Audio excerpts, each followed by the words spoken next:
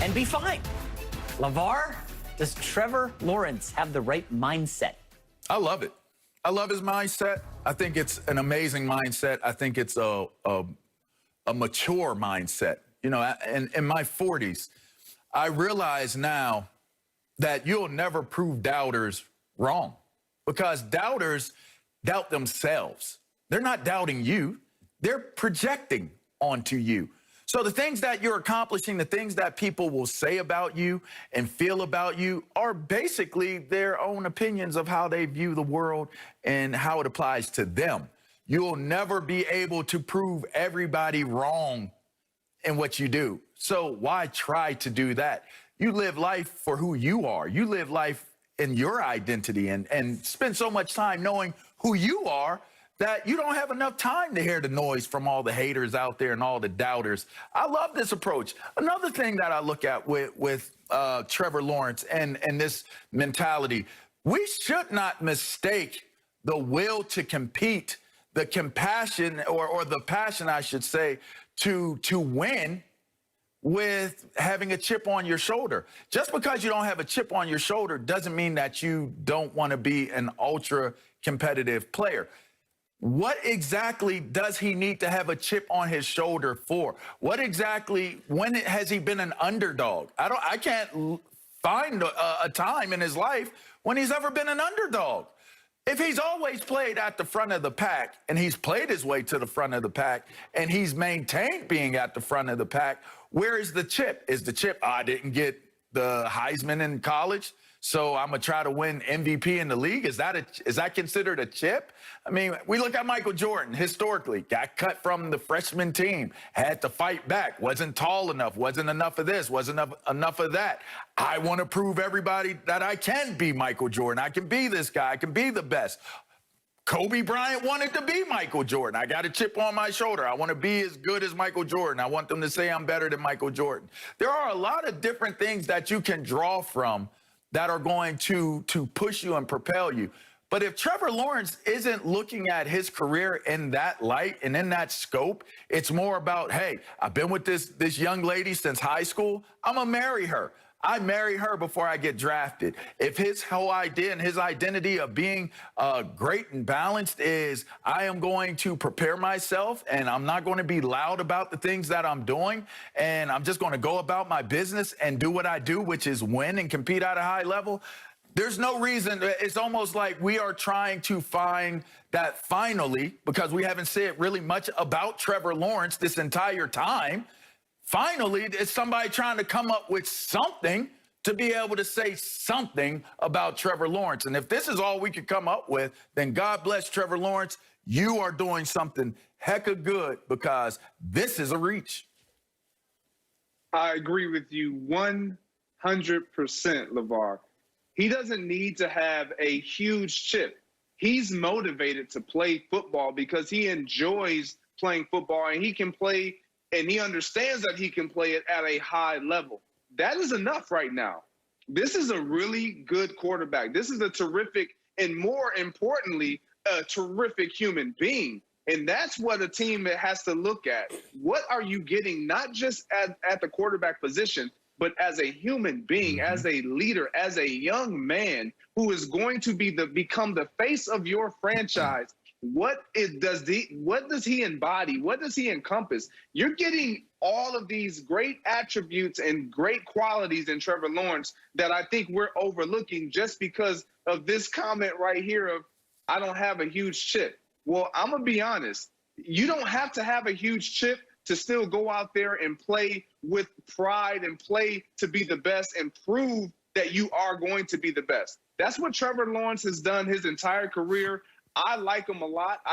I like Justin Fields a whole lot. I like a lot of quarterbacks in this draft. But Trevor Lawrence has earned the right, and he has played himself into this position. Like you said, LeVar, he has not been the underdog. And so when you have not been the underdog, you don't have to. Everybody's not going to be Michael Jordan to where they can manufacture these fallacies of stories of what this player can do and what they've done to kind of prevent or present a chip so that they can play well. Trevor Lawrence hasn't needed to do that. It's worked for him thus far.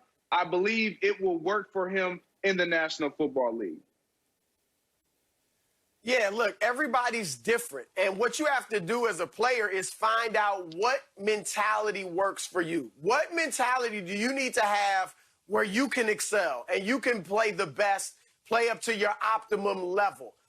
Tom Brady and Michael Jordan, they need the slights, right? They need the chip on their shoulder to be the best they can. That's fine.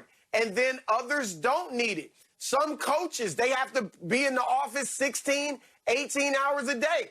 And then you got a Tony Dungy who's more laid back and said, I'm going home to have dinner with my wife, even though I'm the coach, and he wins a Super Bowl. So it's different for everyone. And I want you guys to illustrate this point. Join me in the time machine. All right? Let's go back to 2007. All right? And if we go back to 2007, before the NBA draft, and there's an article like this written about Kevin Durant.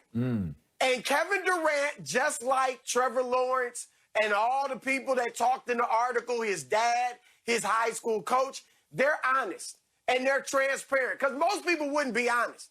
They might lie and say, oh, Trevor, it's the Super Bowl. That's all he thinks about. No, they were honest. So let's say they're honest about Kevin Durant and he's honest about himself. And he says, you know what? I don't play for championships. I play to be the best player I can. I play to improve every single day. I'm about the individual development. That's what I want. Of course, I want to win, but I'm more concerned about my individual growth as a player. Oh, and beyond that, I'm obsessed with social media. I'm so obsessed with social media that if you come at me, I am going right back at you. Whether you're a reporter, whether you're a broadcaster, heck, whether you're a 14-year-old kid in your mom's basement, I'm going at you. I'm so obsessed, I'm going to have burner accounts. I mean, can you imagine the uproar?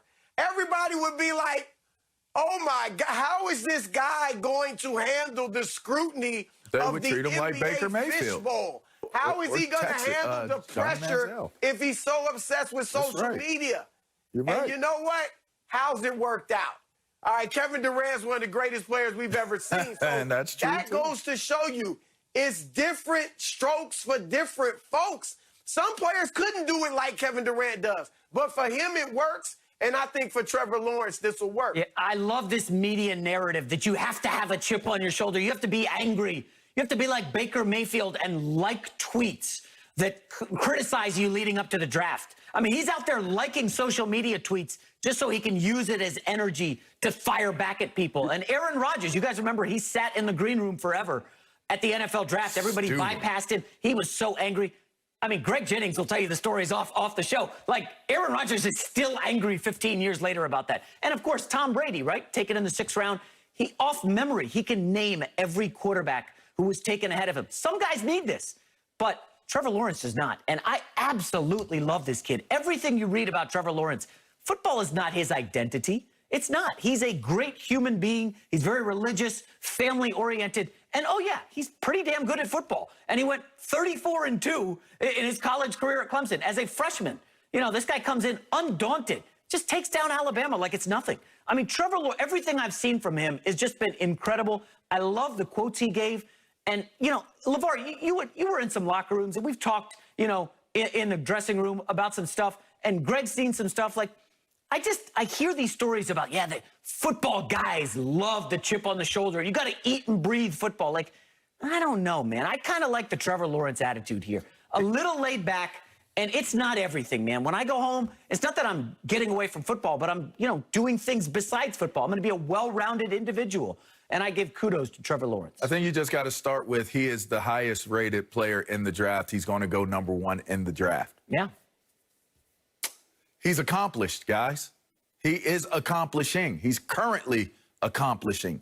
So to look at where he's at right now and to know that he's wired in a way where there's a balance in his thought process, there's a maturity. Now you're talking about off the field situations. I never have to worry about him as an off-field situation. Look at what we're dealing with in Houston right now. I never have to concern myself with some of the things that emotionally mentally that go with having that against all odds mentality that so many of us have because of our upbringings and our backgrounds. Let's be real about that. I had a chip on my shoulder because I wanted a better life for not only myself, I wanted to have a better life for my mom and dad. That drove me. That was my chip. That selfish mentality of what is going to drive me. I'm going to do this. I got to get this done. I'm going to knock Jimmy out because Jimmy's mom and dad drive a Mercedes-Benz 500 and live in McCandless and had this big old house. I'm going to knock him smack out. I got a chip on my shoulder because he seems to have more than me in my life, and I'm taking it. Like, all of these different things that drive you, drove me. I look at it now and it's like, man, could I have performed at a higher level? If my mental balance, if my emotional stability and my preparation didn't have those moments of my chip on my shoulder taking over, I might have played differently. I might have played longer. My body might have not have fell apart. There are some dudes sitting at home right now icing up from injuries that they sustained because of my chip on my shoulder. But you know what? I ended up retiring earlier as well. Instead of tackling some of these dudes, I was hitting them, right? So to me, when I look at Trevor Lawrence, I commend him for being a human being first, being a person of high character, because you know what? It is so easy for us to jump on all of the things that are criticized as we look at guys that are as highly rated and touted as Trevor Lawrence is. And all he has seemed to do is handle things with a type of grace and a type of just maturity that you know, it commands